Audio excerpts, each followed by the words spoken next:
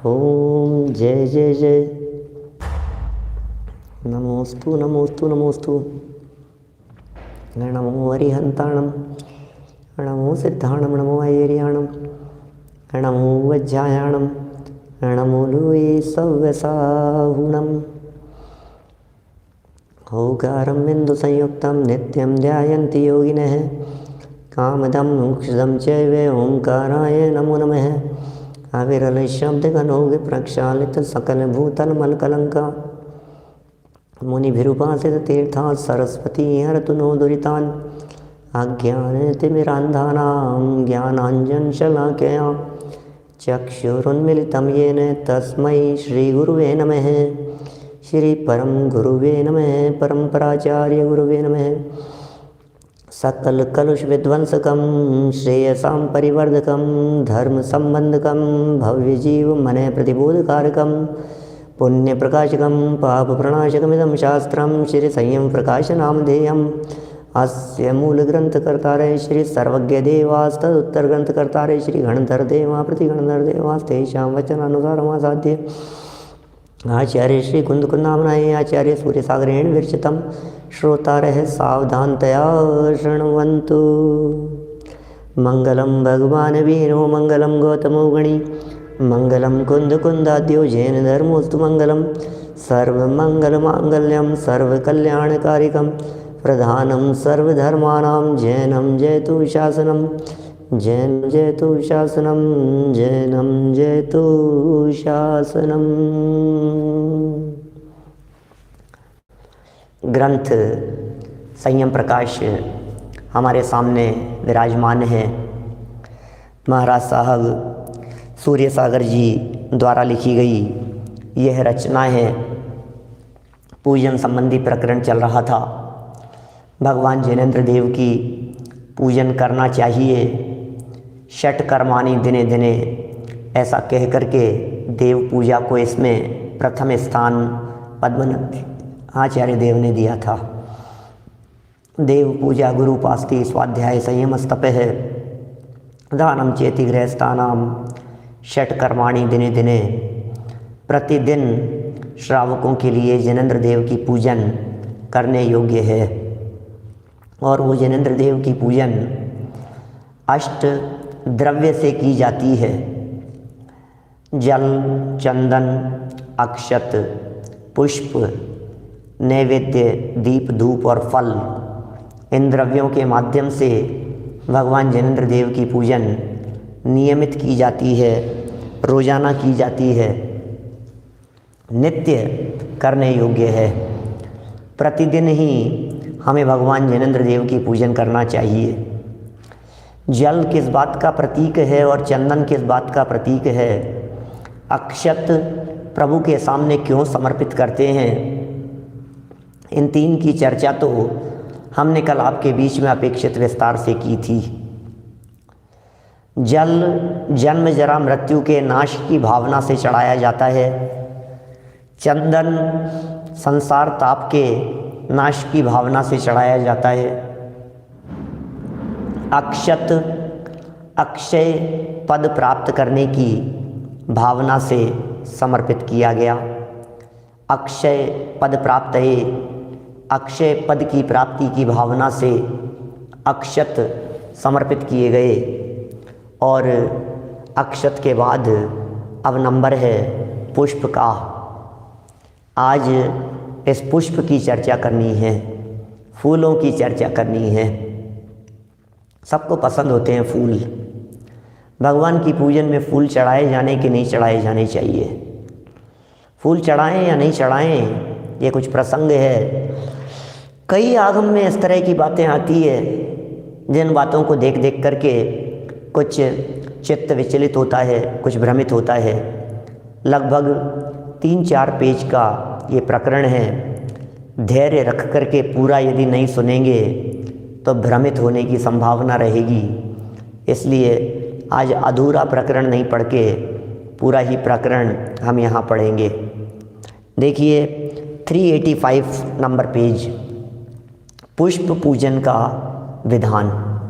पुष्प पूजन का विधान बताते हैं। क्या है ये? तथाम्लान मंदार माला शतैश्च प्रभुपाद पूजा मकार्षित प्रहर्षात्। आदि पुराण का ये श्लोक प्रस्तुत किया। तैसे ही इंद्राणी नवीन प्रफुल्लित मंदार जाति के कल्प वृक्षों के पुष्पों की सैकड़ों मालाओं से भगवान चरणों की पूजा करती भई। और भी कहा है, विनीत भव्याब्ज विबोध सूर्यान वर्या सुचर्या कथनेक धुर्यान कुंदार विंद प्रमुख प्रसूनैर जिनेन्द्र सिद्धांत यतीन यजे हम। पद्मनंदी पूजा अष्टक का प्रमाण है। विनयवान भव्य जीव रूपी कमलनी के वन को जागृत करने में सूर्य, देखो क्या कह रहे हैं ये, हे प्रभु, हे जिनेन्द्र देव, आप तो भव्य जीवों के हृदय रूपी कमलनी को खिलाने में सूर्य के समान हैं और उत्कृष्ट चर्या के कथन में अद्वितीय धुरा के धारण करने वाले ऐसे जिनेन्द्र सिद्धांत और यतीश्वर हैं। ऐसे जिनेन्द्र आप ही सिद्धांत हैं, आप ही यतीश्वर हैं। प्रभु आप ही तो यतीश्वर हैं। तिनको कुंद अरविंद आदि पुष्प हैं, 300 पूजे हैं। ओहो, कुंद के पुष्पों से, अरविंद के पुष्पों से आपकी पूजा हो, ये कथन नित्य पूजा के अष्टक का है। और भी कहा है, ये तो सब देवों के द्वारा की जाती है, देवियों के द्वारा की जाती है, कल्प वृक्षों के फूलों से की जाती है। वे सब अहिंसक पुष्प होते हैं जिन पुष्पों से प्रभु की पूजन करते हैं। प्रभु कल्प बेल से मैं लाया, प्रभु कल्प वृक्ष के फूलों से हे जिनेन्द्र देव की गई आपकी पूजन। वे सब मायामयी होते हैं, वे सब देव पुनीत होते हैं, वे सब निर्दोष होते हैं। कल्प वृक्ष पृथ्वी कायिक होते हैं, कल्प वृक्ष माने पाषाण जैसे होते हैं, तो उनमें अहिंसक रीति से ये विधान बन जाता है। आगे चल कर के पहले ये सब प्रमाण प्रस्तुत करेंगे, फिर अंत में जाकर के कुछ निष्कर्ष आपके सामने रखेंगे। जाति चंपक सतपद्म केतक्यादि प्रसून कई पूजयन्ति जनान भव्या नाकेते यान्ति पूज्यताम। जो भव्य प्राणी जाति चंपा कमल और केतकी आदि पुष्पों के द्वारा भगवान श्रीमद् जिनेन्द्र देव को पूजते हैं, वे जीव स्वर्ग में पूजे जाते हैं।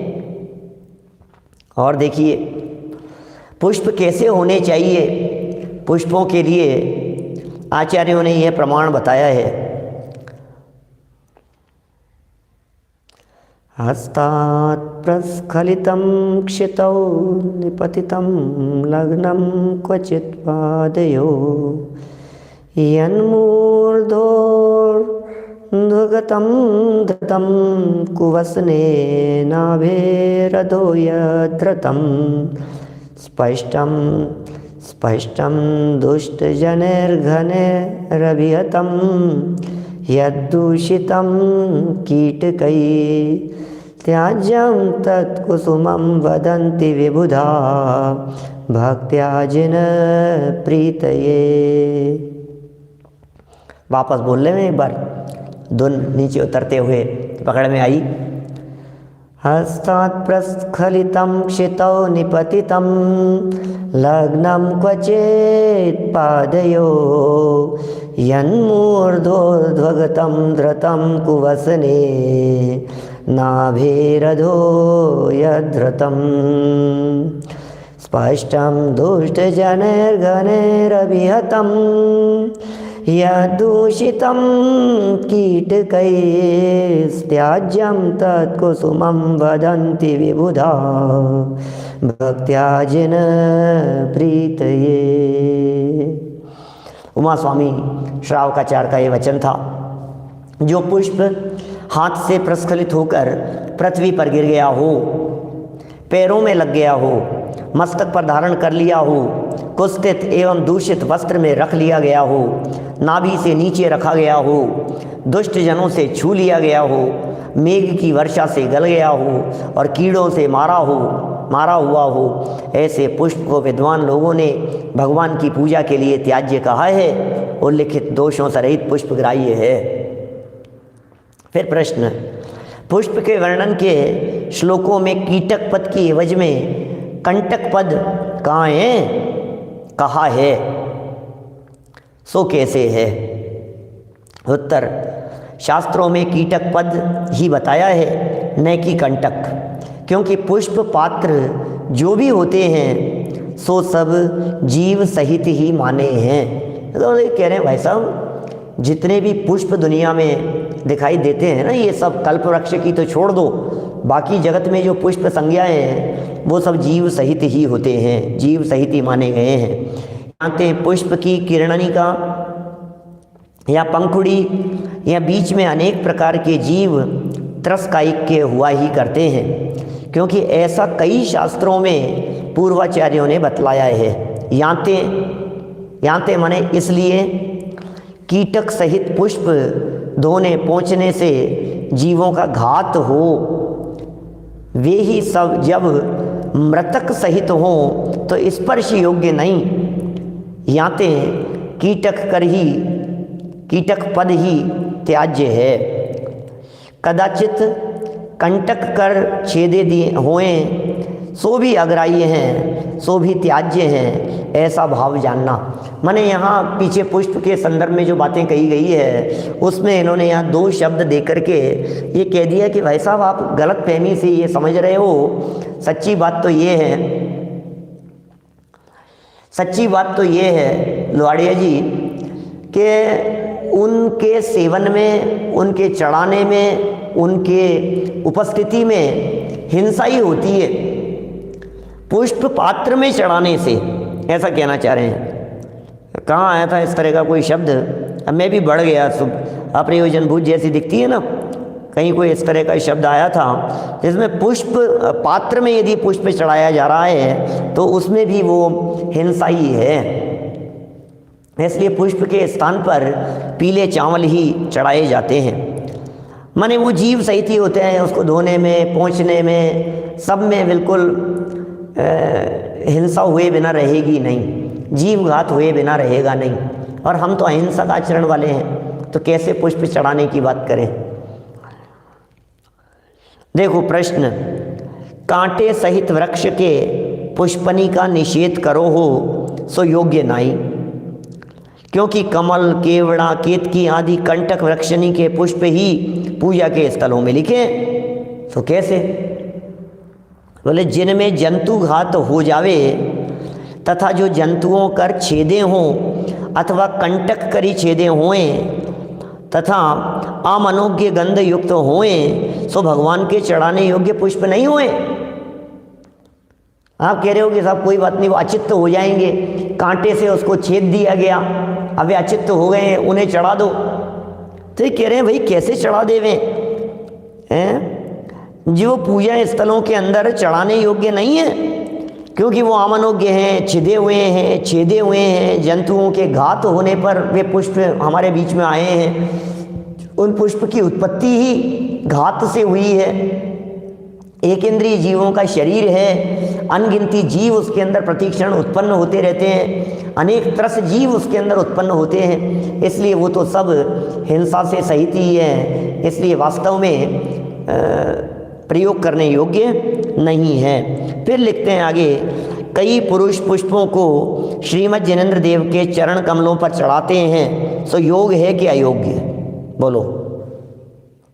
चरण कमलों पर ही चढ़ा देते हैं। श्रावक की 5वीं प्रतिमा सचित्त त्याग हुए है, इसके पीछे उत्तरोत्तर शुद्धता चारित्र की विशेष हुए है। मुनि अवस्था में तो सचित्त का संबंध ही नहीं रहा, स्पर्श भी नहीं रहा, और ये प्रतिमाएं तो पंच परमेष्ठी की हैं, इसलिए पुष्पों को चरण के स्पर्श कराने योग्य भी नहीं है। क्या आप बातें कह रहे हैं कितना स्पष्ट शब्दों में महाराज क्या बात लिख रहे हैं। भाई जिनेंद्र भाई मुनिराज जो होते हैं, देखो सचित्त त्याग प्रतिमा कहिए पांचवी प्रतिमा, इसका मतलब जो पांचवी प्रतिमाधारी श्रावक होते हैं वे प्रतिमा को स्पर्श नहीं कर सकते। सचित्त त्याग प्रतिमा वाले ना, पांचवी प्रतिमा वाले, वे मुनिराज की प्रतिमा को स्पर्श नहीं कर सकते, बराबर। सचित्त त्याग प्रतिमा वाले ही उसको स्पर्श नहीं, प्रतिमा को नहीं, सॉरी पुष्प को, पुष्प की चर्चा कर रहा हूं मैं। अब मुनिराज पुष्प छू सकते हैं कि नहीं, कि मुनिराज तो नहीं छू सकते क्योंकि वो प्रतिमाधारी ही नहीं छू सकता है।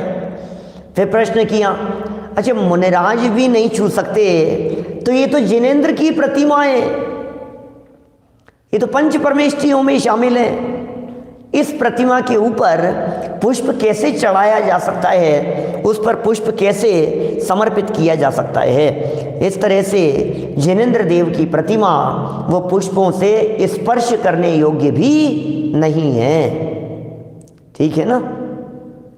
देखिए आगे भगवान के अतिशय में देवकृत पुष्प वृष्टि का वर्णन करते हैं। लो मैं लिख रहे हैं साहब, आप तो कह रहे हो पुष्प नहीं चढ़ाओ, और यहाँ तो भगवान के केवल ज्ञान का अतिशय होता है, पुष्प वृष्टि होती है, दिव्य ध्वनि फिर रही है, पुष्प वृष्टि हो रही है चारों तरफ, आप पुष्प चढ़ाने का निषेध कर रहे हो। ये पुष्प वृष्टि क्यों हो रही है? अब ये लिख रहे हैं यहाँ, सुनो। वृष्टिरसो कुसुमानां तुष्टि करी प्रमदानां दृष्टितरीरनुकृत्य सृष्टुरपप्त धुपान्ते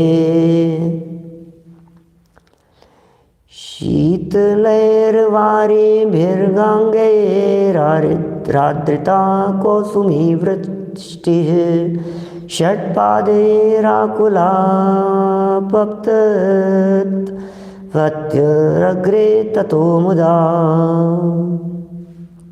क्या लिखते हैं?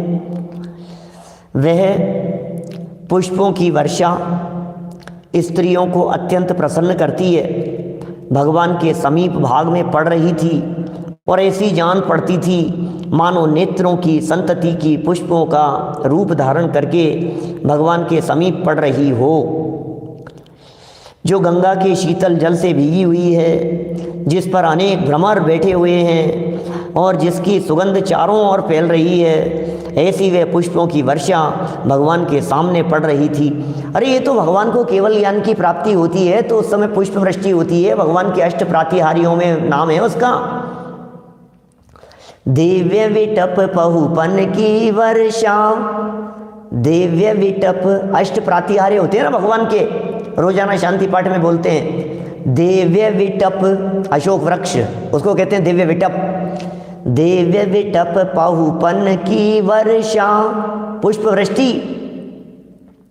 दुंदुभियासन वाणी सरसा, 5 हो गए। छत्र चमर भामंडल भारी, ये तुम प्रातिहार्य मनहारी, 8 हो गए।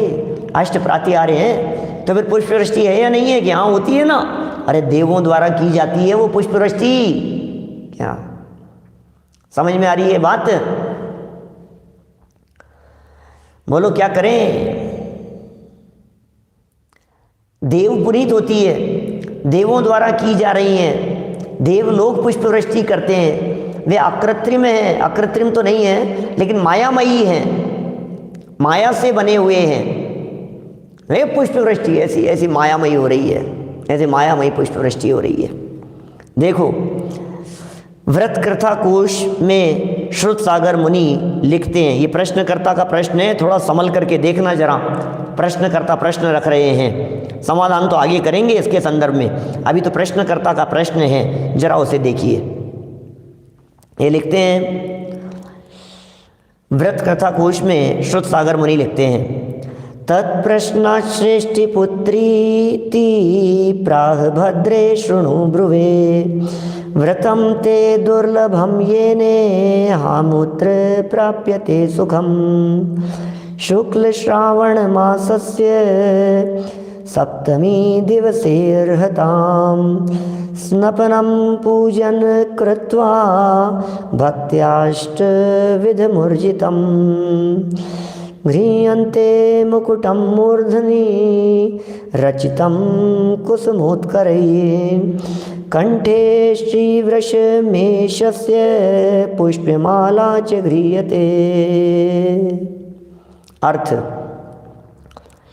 सेठ की पुत्री के प्रश्न को सुनकर आर्यिका कहती हैं,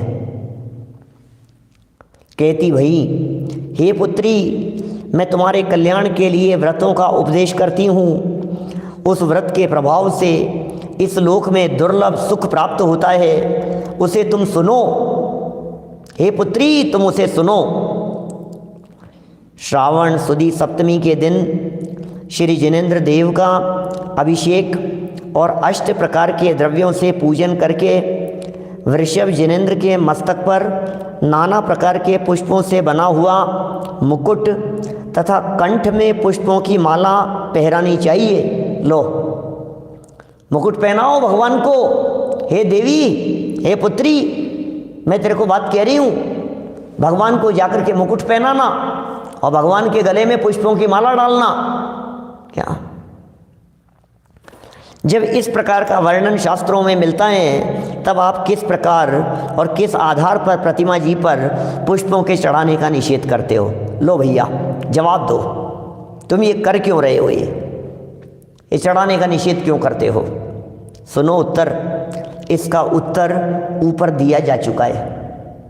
यद्यपि इस प्रकार की चर्चा पहले की जा चुकी है, फिर भी आपके समझ में नहीं आया तो और सुनिए क्या लिख रहे हैं महाराज साहब।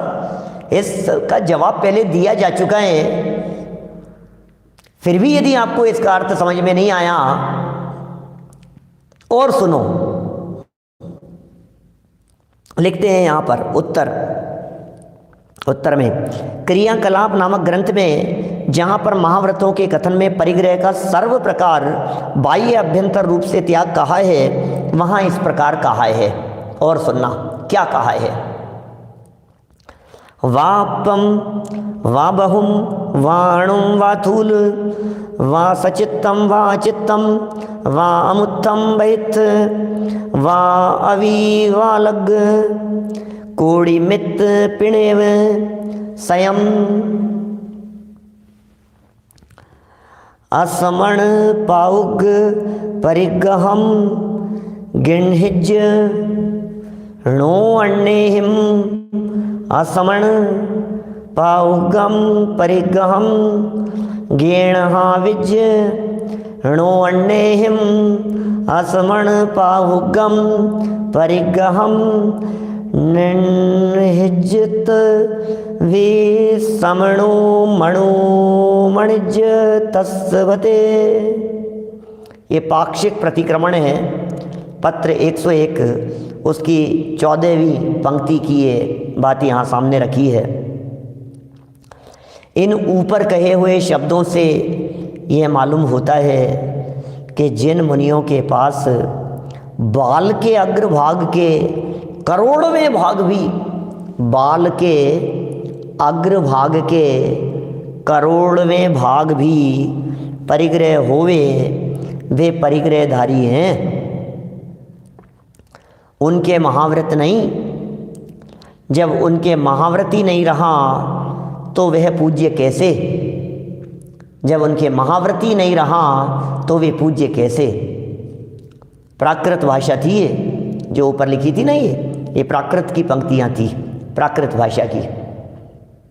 तो पूज्य कैसे होवे? वे परिग्रहधारी हैं, उनके महाव्रत नहीं। क्या जब उनके महाव्रती नहीं रहा तो वो पूज्य कैसे हो जाएंगे? और यह प्रतिमा भी तो उन्हीं महापुरुषों की है, तो इन प्रतिमाओं में भी किंचित भी परिग्रह मिले तो वह प्रतिमा कदापि पूज्य नहीं हो सकती। हो कितना स्पष्ट शब्दों में बात कह दी गई है। ये प्रतिमाएं भी तो पूज्य पुरुषों की है भाई साहब, महापुरुषों की है। ये वीतरागियों की प्रतिमाएं हैं। यदि वीतरागियों की प्रतिमाओं के ऊपर पुष्प चढ़ा दिए गए तो फिर वे प्रतिमाएं पूज्य नहीं हो सकती, सरागी हो गई वे प्रतिमाएं। महाव्रतधारी हैं आप, महाव्रती नहीं रहे, मुनि कैसे पूज्य हो सकते हैं वे? लो कैसी कैसी बातें लिख देते हैं ये, कितना कठोर शब्दों में ये बातें लिख देते हैं महाराज यहाँ पर। जरा देखिए और क्या कहते हैं, ये लिख रहे हैं यहाँ, प्रतिमा सर्वथा वीतराग की होती है। प्रतिमा किसकी होती है? सर्वथा वीतराग की होती है, 100% वीतराग की होती है। क्या किसी भी तरह का परिग्रह नहीं होता, किसी भी तरह का परिग्रह नहीं होता सचिन जी, कोई परिग्रह का काम नहीं है। ये कैसे हो सकती है, ये परिग्रहधारी बात कैसे हो सकती है? प्रतिमा सर्वथा वीतराग की होती है, इस पर परिग्रह आभरण आदि किस प्रकार रख सकते हैं? यदि ऐसा ही मान लिया जावे, अर्थात परिग्रह सहित प्रतिमा भी पूज्य समझी जावे, तो श्वेतांबर और दिगंबर संप्रदाय में क्या अंतर रह जाएगा? उनके यहाँ भी इसी तरह से मानते हैं, मस्तक पर मान रहे हैं, मुकुट मान रहे हैं, माला अधिक मान रहे हैं, स्वीकार करने लगे हैं अब धीरे धीरे। पहले तो नहीं थे, पहले नहीं मानते थे, अब धीरे धीरे मानने लगे हैं। क्या बताएं, श्वेतांबरों के यहाँ मानने लगे हैं, दिगंबरों के अंदर मानने लगे हैं, दिगंबर संप्रदाय में भी धीरे धीरे करके ये सब विकृतियाँ बढ़ती चली जा रही है। देखो क्या लिख रहे हैं आगे, क्या अंतर रह जाएगा? इस विषय में आपने जितने भी प्रश्न किए हैं उन सब का उत्तर दिया जा चुका है। दिगंबर संप्रदाय में समझना क्या लिख रहे हैं, दिगंबर संप्रदाय में परिग्रहधारी मूर्ति को पूज्यता किसी प्रकार संभव नहीं है, यह सबका निष्कर्ष है। लो, इससे ज़्यादा कठोर शब्दों में, स्पष्ट शब्दों में और क्या व्याख्या हो सकती है? दिगंबर धर्म में, दिगंबर आमनाय में किसी भी प्रकार से, किसी भी प्रकार से, कितना स्पष्ट लिख दिया है, परिग्रहधारी मूर्ति को पूज्यता किसी भी प्रकार से संभव नहीं है। यह सबका निष्कर्ष है, ये बिल्कुल पूरी तरह से निष्कर्ष में ये बात कह दी गई है। जिन प्रतिमा के केशर आदि के विलेपन के खंडन में भी यही दलीलें समझना चाहिए। प्रतिमा के ऊपर केशर का लेपन कर दिया, लेपन वगैरह कर दो भाई साहब, क्या लेपन कर दो, उसके ऊपर केसर का विलेपन कर दो, उसके खंडन में भी यही दलीलें समझना चाहिए। सारांश यह है कि किसी भी दलील से इस बात का समर्थन नहीं होता कि भगवान के केसर, चर्चना और फूल चढ़ाना चाहिए। कितने भी तर्क दे लो, तर्क दे लो भाई साहब, बोलो क्या कहें? नहीं, बिल्कुल योग्य नहीं है, परिग्रह तो बिल्कुल योग्य नहीं है भाई साहब। हमारे जो परिग्रहधारी यदि प्रतिमा ही परिग्रहधारी हो गई तो फिर वो किसी भी रूप में पूज्य नहीं हो सकती है। देखिए यहाँ लिख रहे हैं, दिगंबर संप्रदाय में किसी भी परिग्रहधारी की प्रतिमा पूज्य नहीं हो सकती। ये सब बातें पढ़ ली ना अपन ने। ये केसर, चर्चना और फूल चढ़ाना योग्य नहीं है, नहीं चढ़ाना चाहिए। भगवान वीतराग या वीतराग भगवान के शरीर पर केसर चढ़ाने का अर्थ होता है प्रतिमा को रागोत्पादक बनाना। आपने प्रतिमा को ही रागोत्पादक बना दिया। यदि भगवान की प्रतिमा के ऊपर आपने केसर चढ़ा दिया है तो रागोत्पादक हो गई है वो प्रतिमा, रागी हो गई है वो प्रतिमा, सरागी हो गई है वो प्रतिमा राग सहित हो गई है।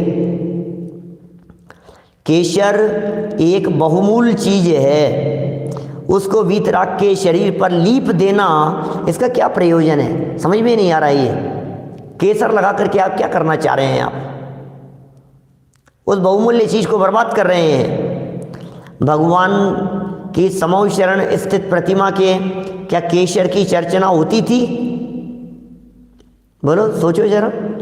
भगवान समूह शरण के अंदर जब विराजमान थे, जब भगवान समूह शरण के अंदर बैठे हुए थे तो उनके क्या केसर लगाई जाती थी क्या? कौन लगाता था? कौन भगवान को जाकर के छूता था? कौन भगवान को जाकर के स्पर्श करता था? किसकी इतनी सामर्थ्य कि तीन लोक के नाथ को जाकर के स्पर्श करे? नहीं भाई, नहीं होता था, संभव ही नहीं है। जो पूर्णतः वीतराग के उपासक हैं उन्हें भगवान की प्रतिमा के कदापि केसर नहीं लगाना चाहिए। आप तो वीतरागता के उपासक हैं, हम तो वीतरागता के उपासक हैं, हमें तो वीतरागता ही पसंद है। प्रभु आप वीतरागी हैं, प्रभु हमें भी वीतरागता पसंद है। प्रभु आपकी वीतरागता हमें भा गई है। प्रभु वंदे तद्गुण लब्धये। प्रभु मोक्ष मार्गस्य नेतारम भेत्तारम कर्म भूव्रताम ज्ञातारम विश्व तत्वानाम वंदे तद्गुण लब्धये। मोक्ष मार्गस्य नेतारम, मोक्ष मार्गस्य नेतारम भेत्तारम कर्म भूव्रताम।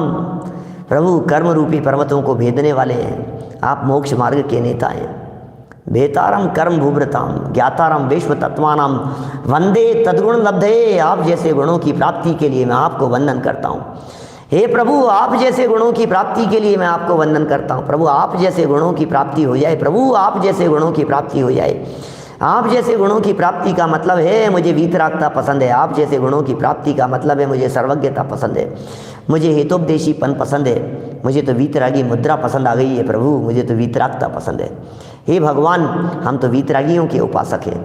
हे प्रभु हम तो वीतरागियों के उपासक हैं, हम तो वीतरागता को पसंद करने वाले हैं। इसलिए जो वीतरागता के उपासक हैं, जिन्हें वीतरागता चाहिए हो, उन्हें भगवान की प्रतिमा के कदापि केशर नहीं लगाना चाहिए।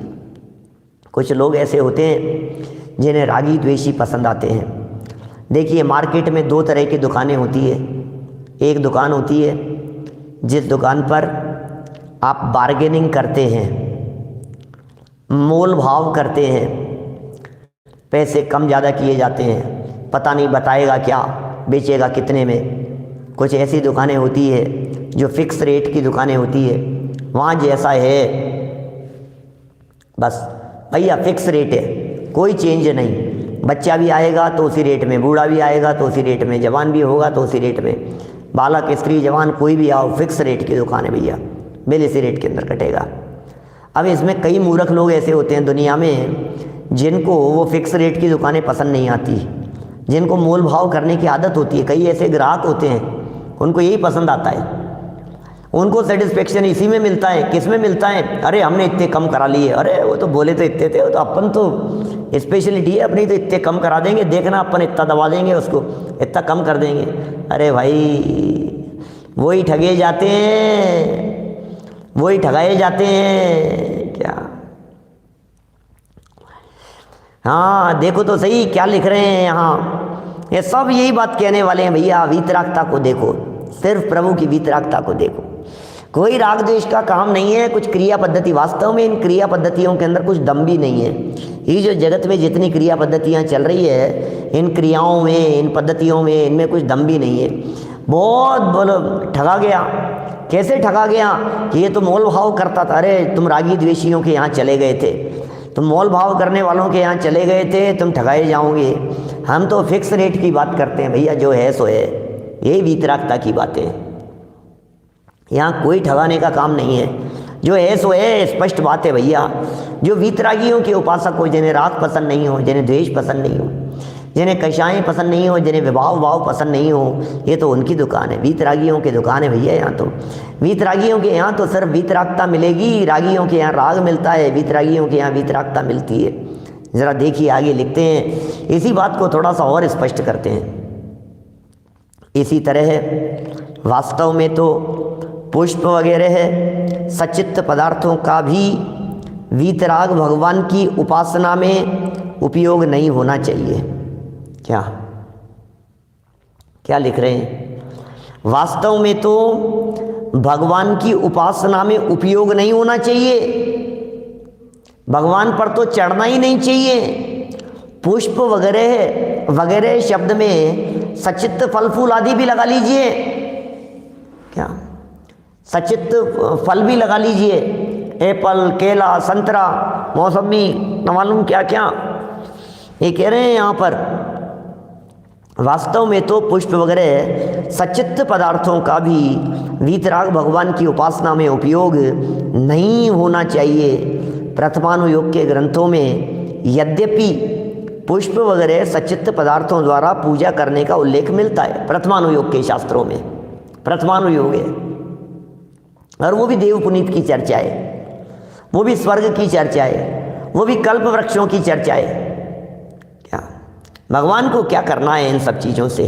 कुछ मतलब नहीं है, पर वे केवल उस विषय की परंपरा अथवा प्रचलन का समर्थन मात्र है। श्रावकाचार ग्रंथों में, समझना, श्रावकाचार के ग्रंथों में जो कहीं कहीं इसका विधान मिलता है वह भी पड़ोसी धर्मों के प्रभाव का द्योतक है। लो, कहीं कहीं श्रावकाचार ग्रंथों के अंदर भी मिल रहा है। मान लो प्रथमानुयोग के ग्रंथों के अंदर तो आपने कह दिया कल्प वृक्ष का था, वहाँ से लेकर के आए थे, देवपुनीत था, मायामयी था। बादाम तो चढ़ा सकते हैं, बादाम तो चढ़ाने योग्य है, बादाम तो सूखा हुआ होता है ना, सूखा हुआ होता है। ड्राई फ्रूट है ना बादाम, तो ड्राई फ्रूट तो चढ़ा सकते हैं, सचित्त नहीं चढ़ा सकते। सचित्त फल चढ़ाने का निषेध है। जो ड्राई हो गया है, जो सूख गया है, वो अब अचित्त हो गया है। जब वो अचित्त हो गया है तो फिर उसमें चढ़ाया जा सकता है। देखिए, भावों को ही देखना चाहिए भाई। बात तो सारी भावों के ऊपर ही आने वाली है। अभी इसका जो निष्कर्ष निकालने वाले हैं उसमें यही कहना चाह रहे हैं, मत देखो क्रियाओं को, आप भावों को देखो। क्रियाएं शुद्ध रखो और परिणाम निर्मल रखो, और निर्मल परिणामों के द्वारा भगवान जिनेंद्र देव की पूजन भक्ति आराधना करो। ये सब बातें यहाँ बताने वाले हैं।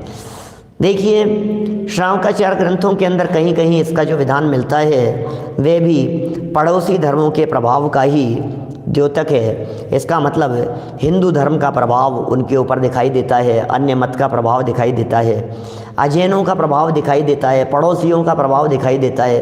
कहाँ की बातें इधर उधर की चली आती है, इन सब बातों का प्रभाव वहाँ दिखाई देता है। अथवा अहिंसा प्रधान वीतराग जैन धर्म में ऐसी चीज़ों का क्या महत्व है? क्या जैन धर्म तो अहिंसा प्रधान है। अब अहिंसा प्रधान जैन धर्म में ऐसी चीज़ों का क्या महत्व है, क्या दम है? हमें तो अहिंसा प्रधान है। पुष्पों में हिंसा बहुत होती है, सच में। मैं क्या बताऊं आपको, पुष्प तोड़ना, पुष्पों को लेकर के आना, और पुष्प लेकर के आओ ना आप उन पुष्पों को ऐसे झाड़ोगे ना, उसमें से जीव निकलेंगे। मैंने एक घटना सुनाई थी पहले आपको। हमारे जयपुर में डॉक्टर दीपक जी हैं, दीपक जी वैद्य, वे पहले गुलकंद बनाया करते थे। बहुत कोई 25 साल पुरानी बात कह रहा हूँ। समय में गुलकंद बनाते थे खुद अपने यहाँ, शुद्ध पुष्प लेकर के आते थे, सूखे मतलब फूल लेकर के आते थे, फूलों को ला करके उनकी पंखुड़ियों को बिछाते थे, सुखाते थे, और फिर उससे वे गुलकंद बनाते थे। लेकिन जब वे सुखाते थे ना, तो पत्तियों से इतने कीड़े निकलते थे, इतने कीड़े निकलते थे, बहुत शुद्धता से बनाते थे। फिर वो बहुत वेदना होती थी, छोड़ दिया, फिर बाद में त्याग कर दिया उसका। बहुत पुरानी बात कह रहा हूँ, कोई 25 साल पुरानी, ज़्यादा पुरानी बात होगी, 25 से भी ज़्यादा पुरानी बात कह रहा हूँ। माने वो सब जो वो फूलों की पंख, आप उसको ला करके आप उसको किसी कपड़े में रखो आप, क्या तो उसमें से ऐसे जीव, चलते फिरते हुए जीव आपको निकलते हुए दिखाई देंगे आपको। ऐसा है, सच्ची मेरी आंखों देखी बातें। बहुत बैठते थे हम साथ में उस समय, तो वो बहुत ऐसा बिल्कुल प्रकट ख्याल में आती थी ये बात। अरे देखो देखो देखो क्या हाल है भाई, क्या है। यद्यपि एक एक पत्ती को वो शुद्ध रख करके बनाते थे, लेकिन तो भी आखिर वो लाना, करना, बिछाना, बीजना, देखना, सावधानी रखना, ये सब बहुत। देखो यहाँ क्या कह रहे हैं, ये पड़ोसी धर्मों का प्रभाव यहाँ ज़्यादा दिखाई दे रहा है। अहिंसा प्रधान वीतराग जैन धर्म में ऐसी चीज़ों का क्या महत्व है? पूजा में जहाँ तक हो सके सावध्य कर्म उत्पन्न न होने देना चाहिए। लो, पूजन चल रही है ना, पूजन चल रही है भरत भाई, तो क्या करें? बोले सावध्य नहीं होना चाहिए, सावध्य योग नहीं होना चाहिए पूजन करते समय। इसलिए सावध्य कर्म उत्पन्न न होने देना चाहिए। और जैन धर्म के मूल अहिंसाचार का पूरा पूरा ख्याल रखना चाहिए। ओहो, कितना स्पष्ट शब्दों में कह रहे हैं, अहिंसाचार का पालन करो, अहिंसाचार का, जैनत्व के अहिंसाचार का पालन करो। जैन धर्म की अहिंसा, जैन धर्म तो भैया अहिंसक धर्म है। यहाँ तो रंच मात्र भी हिंसा, सावध्य कर्म, सावध्य माने जिसमें हिंसा हो रही है, जिसमें दोष लग रहा है, जिसमें दूषण लग रहा है, सावधानी रखो, क्या फर्क पड़ जाएगा और कौन सा निहाल हो जाएगा। आप फूल यदि नहीं भी चढ़ाएंगे तो क्या फर्क पड़ने वाला है, उससे कोई बहुत विशेष यदि धर्म हो रहा हो तब तो उसके बारे में विचार भी किया जाए। अब कोई बहुत विशेष धर्म होने वाला तो है नहीं उससे, तो सावधानी रखो भैया, अपना अपना विवेक काम में लो, है ना। देखिए यहाँ क्या लिख रहे हैं, ये किसी भी तरह का सावध्य कर्म उत्पन्न नहीं होने देना चाहिए, मूल अहिंसाचार का पूरा पूरा ख्याल रखना चाहिए। फिर भी इस विषय में कोई ऐसा आग्रह नहीं होना चाहिए जो धर्म के घात का कारण बन जाए। देखो क्या कह रहे हैं, आप कोई ऐसा आग्रह मत रखो भैया धर्म के घात का कारण जिसमें बन रहा हो। क्यों ऐसा आग्रह करते हो, क्यों इस प्रकार का आग्रह करते हो जो आग्रह रखने के अंदर वो धर्म घात का ही कारण बन जाए, धर्म घात का कारण बन जाए, हिंसा का कारण बन जावे। ऐसा नहीं। इन चीज़ों में देखो 2-5 लाइनें बची है, पूरी करते हैं, 7-8 लाइनें हैं, फटाफट पूरा करते हैं इस प्रकरण को। इन चीज़ों में ज़्यादा उलझे रहने से, प्रकरण खत्म करते हैं, पुष्प की चर्चा खत्म, आज ही खत्म हो जाए, कल तक क्यों लेकर के जाएं इस चर्चा को।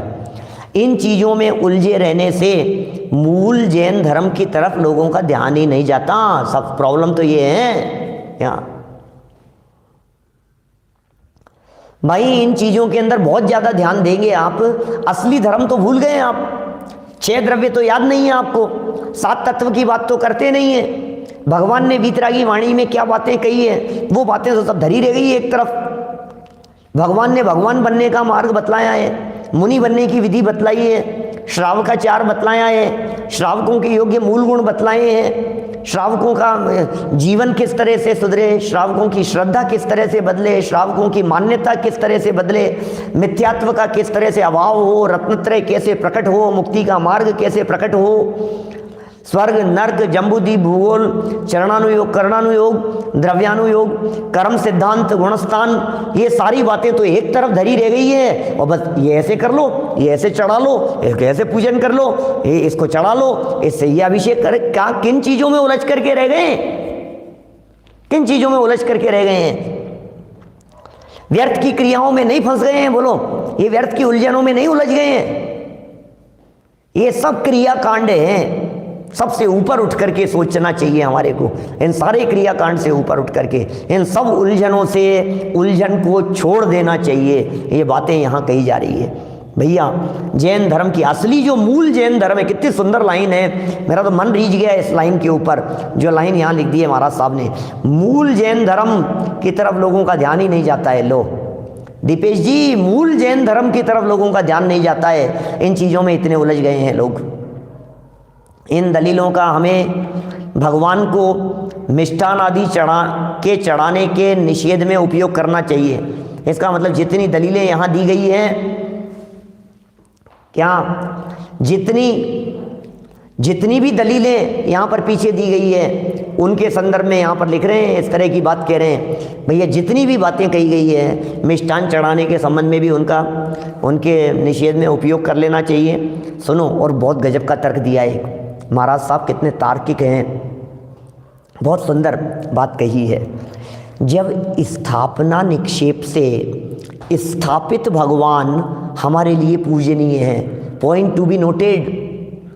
लोग पता है क्या कहते हैं, लोग ये कहते हैं तुम झूठ बोलते हो, कहते हो पुष्पम निर्वपामिति स्वाहा, और चावलों को रंग करके चढ़ाते हो, पुष्प चढ़ाते ही नहीं हो। तुम कहते हो दीपम निर्वपामिति स्वाहा, और दीपक तुम जलाते ही नहीं हो। बोलो क्या करें, क्या बात कहें। देखो यहाँ क्या लिख रहे हैं, ये लिख रहे हैं ये स्थापना निक्षेप से स्थापित भगवान हमारे लिए पूजनीय है, तो फिर चावल आदि में पुष्प नैवेद्य आदि की स्थापना क्यों उचित नहीं है। जब भगवान भी स्थापना के ही हैं तो फिर चावल में भी तो स्थापना ही है। जब भगवान हमारे लिए पूजनीय है स्थापना निक्षेप वाले, तो फिर ये नैवेद्य भी हमारे लिए स्थापना निक्षेप वाला है, ये क्यों नहीं उचित है। कितना सुंदर तर्क दे दिया है, बहुत ही सुंदर बात यहाँ कह दी गई है। गजब का पॉइंट है भाई साहब, हैं। पूजा की वस्तुओं से हमारा आग्रह न होकर पूजा के तात्पर्य की ओर अर्थात हमारे भावों की ओर हमारा ध्यान जाना चाहिए। ओ यस्मात् क्रिया प्रतिफलंती न भाव शून्या, यस्मात् क्रिया प्रतिफलंती न भाव शून्या। ऐसी कोई भी क्रिया फल प्रदान करने में समर्थ नहीं होती है जिसमें भाव नहीं लगे हुए हों। ऐसी कोई भी क्रिया फल प्रदान करने में नहीं होती है जिसमें भाव नहीं लगते हों। भावों की तरफ, भावों की ओर हमारा ध्यान जाना चाहिए। पूजा में क्या लिखा है उसकी तरफ हमारा ध्यान जाना चाहिए।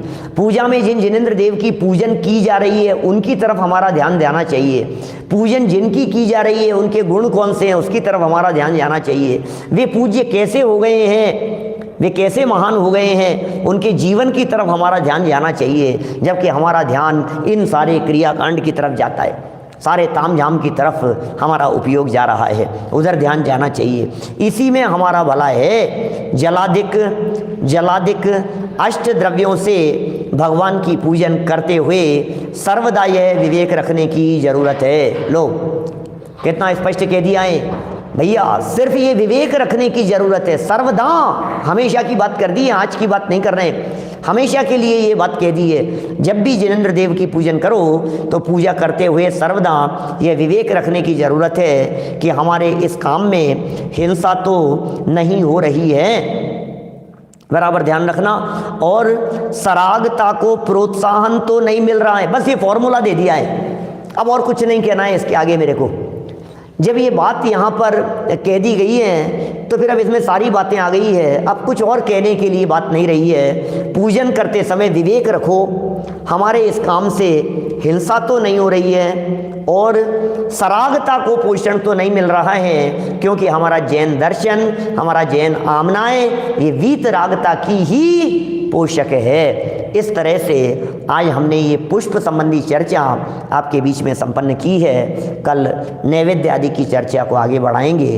अभी जनवाणी स्तुति।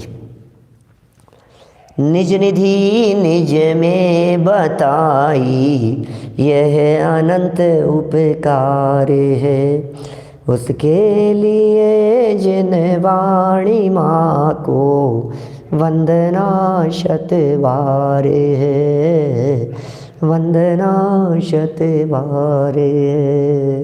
9 बाणमोकार मंत्र। नमो वरिहंताणम, नमो सिद्धाणम, नमो आर्याणम, नमो वज्रायणम, नमो लोये सत्य, नमो वरिहंताणम, नमो सिद्धाणम।